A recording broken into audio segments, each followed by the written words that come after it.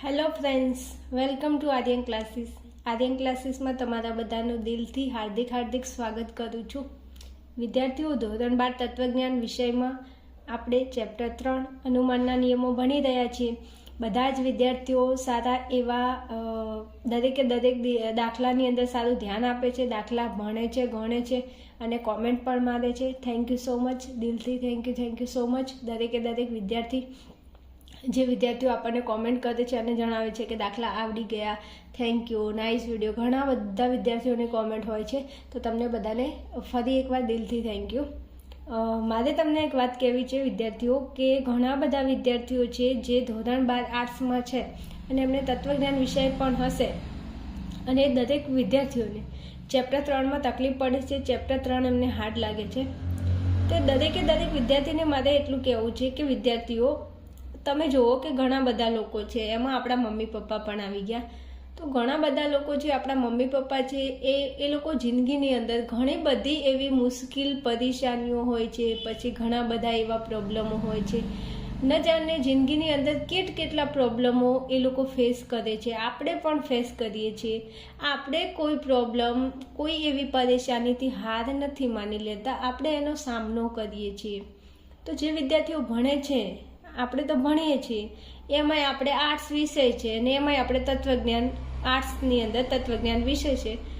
તો હવે એનાથી આપણે એમાં એક ચેપ્ટર આપેલું છે અનુમાનના નિયમો, એનાથી આપણે હારીને બેસી જવાનું.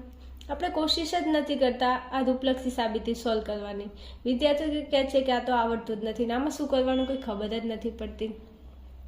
તો આ વિદ્યાર્થીઓ, તમારા માટે એક શાયરી યાદ આવે છે.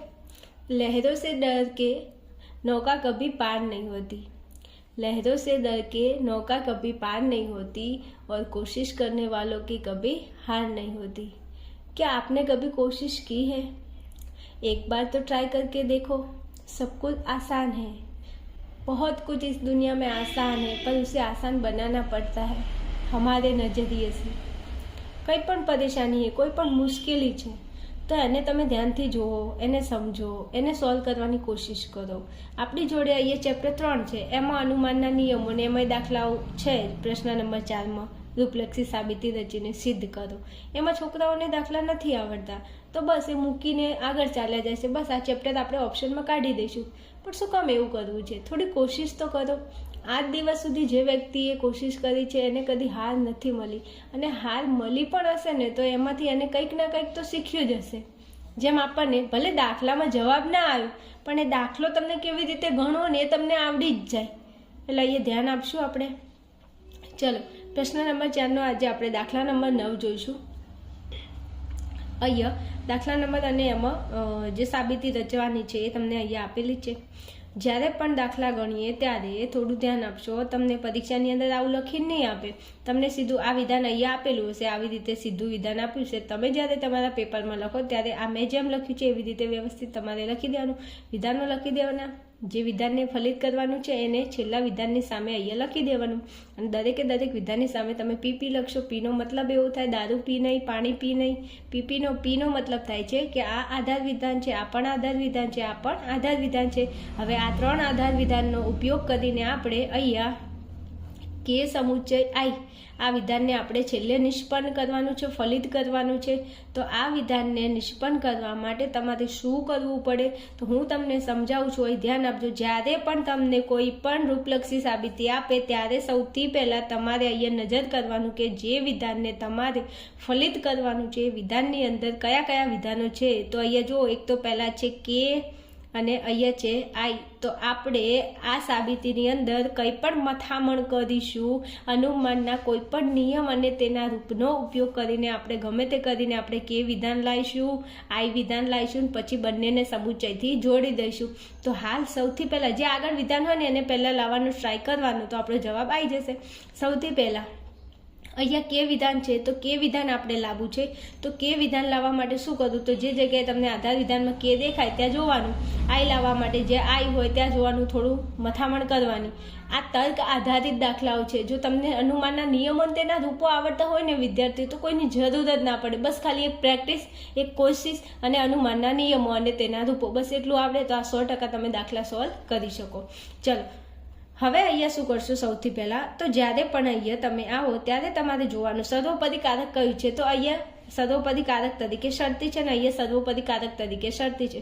હવે તમે એક વસ્તુ વિચારો કે સર્વોપદી કારક આવતું હોય એવા અનુમાનના નિયમો કેટલા? તો મારા ધ્યાનમાં એક નિયમ છે એમપીનો ને એક નિયમ છે એમટીનો. જો અહીંયા વિધાન નિષેધમાં આપેલું હોય કે અહીંયા કોઈ વિધાન નિષેધમાં હોય તો એમટીની જરૂર પડે, નિષેધ હોય તો. પણ નિષેધ અહીંયા મારા ખ્યાલથી મને નથી દેખાતું, તો મારે કોઈ જરૂર પડે એવું લાગતું નથી, તો હું હાલ એમટીને સાઈડમાં રાખું છું. હા, પણ જરૂર પડશે તો આપણે એમટી ઉપર નજર નાખીશું. એવું પણ નથી કે આપણે એમપી ઉપર જ, એમટીની જરૂર પડે તો આપણે એને પણ ઉપયોગમાં લઈ લઈશું. હાલ હું અહીંયા લખું છું એમપી, તો એમપીનું રૂપ શું થાય? લખી દેવાનું પી શરતી ક્યુ પી તેથી ક્યુ. બીજું વિદ્યાર્થીઓ, આ રૂપ હું એટલા માટે લખું છું, હું તમને દાખલો શીખવાડું છું એટલા માટે. બાકી જો આપણે એમને પરીક્ષાની અંદર સોલ્વ કરતા હોય તો આ બધું તમારે રફમાં કરવાનું. ઓકે, હા, આ એ કહેવું પડે છોકરાઓને.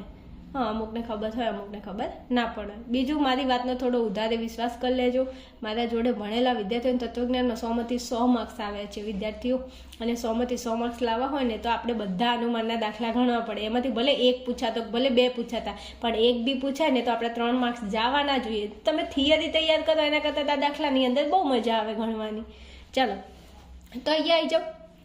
હવે આપણે કે વિધાનને લાવવું છે તો વાંધો નહીં, લાવી દઈએ. ચલો, સૌથી પહેલાં અહીંયા આવી જાઓ. મેં તમને અહીંયા એક નિયમ અને તેનું રૂપ લખીને આપી દીધું છે શરતી. તો અહીંયા જો, અહીંયા પણ શરતી છે ને અહીંયા પણ શરતી છે. રેડી? તો શરતીનો નિયમ લગાડીને તમે કોઈ પણ વિધાનને અહીંયા ફલિત કરો. હવે મારે ચોથા નંબરને વિધાનને ફલિત કરવું છે. અહીંયા એક વિધાન ફલિત, અહીંયા એક આધાર વિધાન આપેલું છે. જો કયું છે? એચ. તો હવે તમે એચ તમને કઈ જગ્યાએ ઉપર દેખાય છે? તો કે આ છે ને એચ છે, જો. અને આની અંદર સર્વોપદી કારક તરીકે શરતી આપેલું છે, અને અહીંયા એક બીજું વિધાન છે. તો હું એવું કહું કે શરતી કારક હોય એવો અનુમાનનો એમપીનો નિયમ છે. તો હું જો એમપીનું રૂપ અહીંયા લગાડું તો આ એચ અહીંયા નિષ્પન્ન કરેલો છે, તો પછી અહીંયા એચ આધાર વિધાનમાં છે, તો અહીંયા કોઈ વિધાનને હું ફલિત કરી શકીશ. તો અહીંયા તમે આ નિયમ જુઓ, પી શરતી ક્યુ પી તેથી ક્યુ. તો હું એમ કહું કે આ પી શરતી ક્યુ એટલે આપણું કયું વિધાન? તો આ જો આપણું એચ વિધાન છે એ આપણું પી વિધાન બની જાય, શરતીનું શરતી, અને આ જે વિધાન છે આપણું ક્યુ વિધાન બની જાય. હવે જો અનુમાનનો નિયમ શું કહે છે? તો કે જો અહીંયા એચ એટલે પી, પછી શરતીનું શરતી, અને આ આખું વિધાન એટલે આપણું ક્યુ વિધાન. જો અહીંયા પી શરતી ક્યુ. હવે તમે આ પી શરતી ક્યુમાંથી પીને નિષ્પન્ન કરો તો આપણે આ પી શરતીમાં પી એટલે એચ છે અને ક્યુની જગ્યાએ આ વિધાન છે. તો અહીંયા કીધું અનુમાનના નિયમ પ્રમાણે પીને નિષ્પન્ન કરો. પી એટલે આપણો એચ. જો એચને અહીંયા નિષ્પન્ન કરે આધાર વિધાનમાં છે, હા આધાર વિધાનમાં એચ છે. તો હવે આપણે છેલ્લે લાસ્ટમાં અનુમાનના નિયમ તરીકે એમપીના નિયમ પ્રમાણે છેલ્લે કયું વિધાન તમે નિષ્પન્ન કરી શકો? તો કે ક્યુ વિધાનને નિષ્પન્ન કરી શકો. તો હું એમ કહું છું, અહીંયા આપણે આ એચ વિધાનને પી વિધાન કીધું, શરતીનું શરતી ક્યુ વિધાનની જગ્યાએ આ સમુચય નિષેધ જે છે, તો આપણે આ ક્યુ વિધાનને અહીંયા નિષ્પન્ન કરી શકીએ? તો કે હા, 100% કરી શકીએ. તો હું આ વિધાનને અહીંયા નિષ્પન્ન કરું? તો કે હા, કરી દો. કોની રાહ જુઓ છો? કોઈની નહીં. ચલો, આ સમુચય નિષેધ જે. ઓકે, ચલો, આ વિધાનને નિષ્પન્ન કરી લીધું. તો કે હા, હવે આ વિધાન તમે નિષ્પન્ન તો કર્યું, નો ડાઉટ, પણ ઉપરના કયા આધાર વિધાનો પરથી? તો અહીંયા જો આ પી સમુચય ક્યુ, તો આપણો પી સમુચય કે પહેલા નંબરમાં છે, તો અહીંયા લખો 1 નંબર. પછી આ જે એચ છે એ કયા નંબરમાં છે? તો કે 3જા નંબરમાં લખો 3. અને નિયમ આપણે કયો લગાડ્યો અનુમાનનો? તો કે એમપીનો નિયમ. તો સામે લખી દો 1 અને 3 એમપી. આ વિધાન આપણે ફલિત કર્યું. તો કે હા, કયા નિયમના આધારે? અનુમાનના એમપીના નિયમના આધારે. તો લખો એમપી. બીજું, આ વિધાન તમે એક આ પહેલું વિધાન અને આ 3જા નંબરનું વિધાન એના ઉપરથી ફલિત કર્યું છે. તો 1 અને 3 અહીંયા લખી દો. ચલો, આટલું થઈ ગયું. હવે આપણે આગળ જઈશું. દાખલો ક્યાં સુધી ગણવાનો? તો જ્યાં સુધી તમે કે સમુચય આઈ ના લાવી દો ત્યાં સુધી તમારે આ દાખલાને કન્ટિન્યુ રાખવાનું. ઓકે, ચલો, હવે આટલું આપણા જોડે આવી ગયું. આપણે જો આઈની પણ જરૂર છે અને કેની પણ જરૂર છે. ઓકે, તો કે ઓકે, હવે કેની જરૂર છે. તો કે તમને આ 4માંથી કઈ જગ્યાએ દેખાય છે? તો કે મને અહીંયા બીજા નંબરના આધાર વિધાનમાં દેખાય છે. ઓકે, તો કે ઓકે, હવે આ કેને મારે અહીંયા શું કરવું છે? તો કે ફલિત કરવો છે. જોજો હો, થોડું ધ્યાન.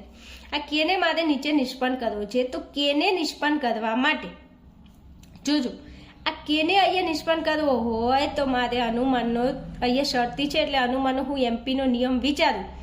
તો અહીંયા હું એમ લખું કે આ પી છે, આ શરતીનું શરતી, અને આ ક્યુ વિધાન છે.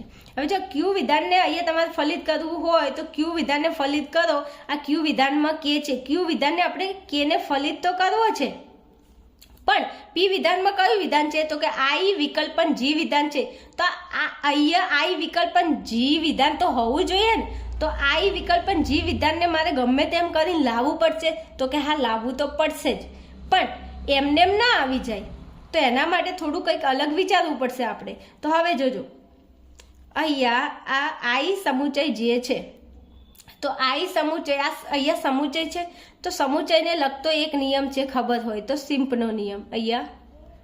અને સિમ્પનું રૂપ થાય છે પી સમુચય ક્યુ, તેથી પી અથવા તો ક્યુ. હવે હું એમ કહું છું કે આ પી સમુચય ક્યુ સિમ્પનો નિયમ છે, એમાં તમે પી વિધાનને નિષ્પન્ન કરી શકો અને તમે અહીંયા ક્યુ વિધાનને પણ નિષ્પન્ન કરી શકો. તમારી જે જરૂરિયાત હોય એ પ્રમાણે તમે વિધાનને નિષ્પન્ન કરો.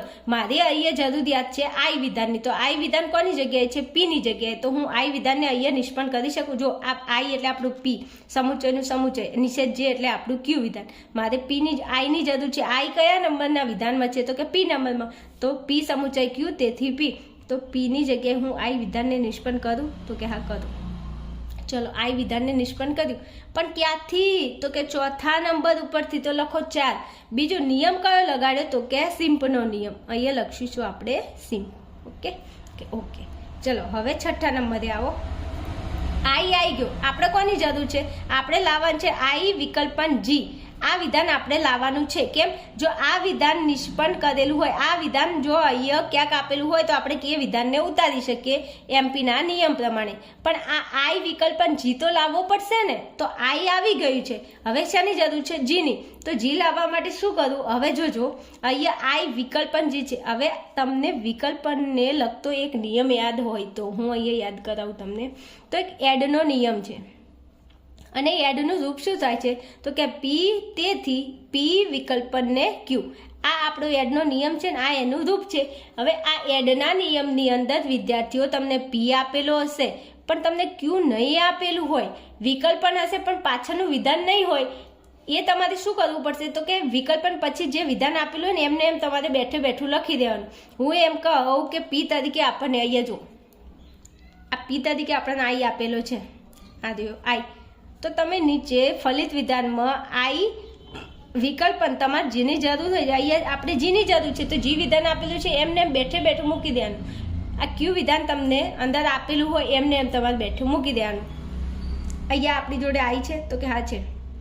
તો અહીંયા છઠ્ઠા નંબરે આપણે આઈ વિકલ્પન જી. આ મેં કેવી રીતે કર્યું હું અહીં લખું છું, થોડું ધ્યાન આપો. જો અમુક વિદ્યાર્થીઓને આમાં થોડી તકલીફ પડે છે, હું સમજી શકું છું. ચલો અહીં જોજો, એડનો નિયમ કે હા, એડનું રૂપ થાય છે પી, તેથી પી વિકલ્પનને ક્યુ. ઓકે, દેખાય છે તમને? એક જ મિનિટ. હા ચલો અહીં ધ્યાન આપો બધા. અહીંયા એડનો નિયમ છે, એનું રૂપ છે પી, તેથી પી વિકલ્પન ક્યુ. હવે આપણી જોડે અહીંયા પી તરીકે કોણ છે? આઈ છે. તો હું લખું આ આઈ. હવે પી વિધાન એટલે આપણો આઈ. પી વિધાન ફલિત વિધાનમાં ક્યાં છે? નીચે ફલિત કર્યું છે એમાં જો આઈ, પી એટલે આઈ. તો અહીંયા પી છે તો આપણે આઈ મૂકી દીધો. વિકલ્પનનો વિકલ્પન, આ ક્યુ વિધાન અંદર જે આપેલું હોય એમને એમ મૂકી દેવાનું. હવે અહીંયા વિકલ્પન પછી કયું વિધાન આપ્યું? જી વિધાન. તો જી વિધાનને તમારે એમને એમ મૂકી દેવાનું. મેં અહીંયા મૂકી દીધું છે. વિકલ્પન પછી જે વિધાન આપ્યું હોય એ તમારે એમને મૂકી દેવાનું. એમાં તમારે હળી નહીં કરવાની, કારણ કે વિકલ્પનના એડના નિયમની અંદર એનું રૂપ થાય છે કે પી, તેથી પી વિકલ્પન ક્યુ. વિકલ્પન પછી જે વિધાન આપ્યું હોય તમારે એમને મૂકી દેવાનું. અહીંયા આપણો આઈ હતો તો આઈ એટલે આપણો પી, પી હતો તો નીચે પી મૂક્યો. આ આઈ એટલે આપણો પી, આ પી હતો, પી નીચે મૂક્યો, વિકલ્પનનું વિકલ્પન. અને અહીંયા જી વિધાન હતું ક્યુની અંદર તો જી વિધાન એમને એમ મૂકી દેવાનું, જે આપણે મૂકી દીધું છે. ઓકે, ચલો હવે તમે જુઓ કે આપણે આ જી વિધાન, આ વિધાનને ફલિત કર્યું પણ ક્યાંથી? તો કે 5મા નંબર ઉપરથી. તો લખો 5 અને લખો એડ. એડનો નિયમ ઉપરથી આપણે આ લાવ્યું છે તો કે હા. ચલો હવે 7 નંબરમાં આવશો. હવે આપણે જે વિધાનની જરૂર હતી એ વિધાન અહીંયા આવી ગયું છે, આઈ વિકલ્પન જી. જો આપણે આ વિધાનની જરૂર હતી આઈ વિકલ્પન જી, આઈ વિકલ્પન જી આવી ગયું. હવે આપણે કે વિધાનને ફલિત કરી શકીએ એમપીના નિયમ પ્રમાણે. આ જો એમપીનો નિયમ તો કે પી શરતી ક્યુ, પી તેથી ક્યુ. આ આપણું પી શરતીનું શરતી, આ ક્યુ. આ પી નીચે આવી ગયો તેથી ક્યુ નીચે આવશે, ક્યુ એટલે આપણો કે. કેટલું સહેલું છે જો, પી શરતી ક્યુ એટલે આ આપણું પી શરતીનું શરતી અને આપણું ક્યુ. પછી આ પી વિધાન નીચે આવે, પી તેથી ક્યુ. જો અનુમાન તમે આ રૂપમાં ધ્યાન આપો, પી શરતી ક્યુ આ પી તેથી ક્યુ જો પી શરતી ક્યુ પી તેથી ક્યુ આનો આ નિયમ આપણે અહીંયા ગોઠવ્યો છે જો તો કે આઈ વિકલ્પન જી એટલે આપણો પી અને ક્યુ એટલે આપણો કે પછી આવે પી વિધાન તો પી કયું વિધાન છે આઈ વિકલ્પન જી આપણું પી વિધાન એટલે પી તેથી ક્યુ ક્યુ એટલે આપણો કે ક્યુ એટલે આપણો કે આવી ગયો ફલિત વિધાનમાં હા આપણે કોની જરૂર હતી તો કે કેની જરૂર હતી કે આવી ગયો પછી આઈની જરૂર હતી તો આઈ પણ અહીંયા આવી ગયું છે તો હવે આ બંનેને શું કરવાનું છે તો કંઈ નહીં સમુચયથી જોડી દો સમુચય એટલે કંજનો નિયમ અહીંયા લખું છું કંજનો નિયમ છે કે પી ક્યુ તેથી પી સમુચયને ક્યુ આ પણ એક નિયમ છે એના અનુરૂપ આપણે આને જોડી દઈશું તો કે પહેલા વિધાનમાં કયું વિધાન છે કે તો લખો કે પછી સમુચયનો સમુચય પછી આઈ તો લખો આઈ બીજું આ કે વિધાન આપણે ક્યાંથી લાવ્યા હતા એ લખવાનું રહી ગયું છે સોરી અહીં લખી દઉં ચલો આ કે વિધાન આપણે ક્યાંથી લાવ્યા હતા તો કે બીજા નંબર ઉપરથી અને આ છઠ્ઠા નંબર ઉપરથી તો 2 અને 6 એમપી એ લખવાનું રહી ગયું હતું હો તમને ખબર હશે ચલો હવે અહીંયા કે સમુચય આઈ તો કે ક્યાંથી લાવ્યો તો કે 7મા નંબરમાંથી લખો 7 આઈ ક્યાંથી આવ્યો 5મા નંબરના આધાર વિધાન પરથી તો લખો 5 નિયમ તમે કયો લગાડ્યો તો કે કોંજનો નિયમ લગાડ્યો કેમ કોંજના નિયમમાં શું કહે છે તો કે પી હોય ક્યુ હોય તેથી પી સમુચય ક્યુ ગમે તે જગ્યાએ આપ્યો હોય શોધી લેવાનો આપણે જો આવીએ કંજના નિયમ પ્રમાણે આ કે એટલે પહેલાં કે લીધો પછી સમુચયનો સમુચય મૂક્યો ને આઈ 5મા નંબરે છે મૂકી દીધો હોય શું લખશો કોંજ હવે જો અહીંયા જે વિધાન ફલિત કરવાનું હોય એ વિધાન અહીંયા આવી જાય ત્યાં સુધી આપણે દાખલો ગણવાનો અને દાખલો ગણવા માટે શેની જરૂર પડે તો કે અનુમાનના 8 નિયમો અને 8 નિયમો એના રૂપો બસ રૂપો આવડે તો આ નિયમો તમને આમથી આમ ફેરવતા આવડે આપણે બધાની ટોપી ફેરવતા આવડે તો અનુમાનના નિયમોને ફેરવતા ના આવડે પણ એના માટે શું કરવું પડે રૂપ તૈયાર કરવું પડે અને રૂપ તૈયાર કરવા માટે વિડીયો જોવો પડે વિડીયો જોવા માટે નીચે ડિસ્ક્રિપ્શનની અંદર લિંક આપેલી છે એના ઉપર જઈ અને અનુમાનના નિયમો અને રૂપો જોઈ લેવાના બીજું વિદ્યાર્થીઓ હું બહુ ખુશ છું તમે લોકો કોમેન્ટ પણ કરો છો અને વિડીયો પણ જુઓ છો બીજું વિદ્યાર્થીઓ વિડીયોને ઘણા બધા વિદ્યાર્થીઓ છે વિડીયો જોવે છે પણ ચેનલમાં આવીને ચેનલને સબસ્ક્રાઈબ નથી કરતા કેમ વિદ્યાર્થીઓ અમે તમારી જોડે ક્યાં ટેક્સ લઈએ છીએ ચેનલને સકરબાઈજ કરવાનો તો ચેનલને સકરબાઈજ કરીને જવું અને તમારા જે મિત્રો છે ને જેમને અનુમાનના નિયમોમાં તકલીફ પડે છે તો એમને જરા આપણી ચેનલને શેર કરવાની હા એના કંઈ પૈસા લાગતા નથી લાગે છે ના નથી લાગતા તો પછી તમે તો ફ્રીમાં વિડીયો જુઓ છો ઓકે ચાલો આગળના વિડીયોમાં આપણે મળીએ ત્યાં સુધી જોતા રહો આર્યન ક્લાસીસ હસતા રહેજો હા અને ખુશ રહેજો તો તત્વજ્ઞાનમાં માર્ક્સ આવશે નહીં તો માર્ક્સ નહીં આવે ઓકે ચાલો આગળ આવો ફટાફટ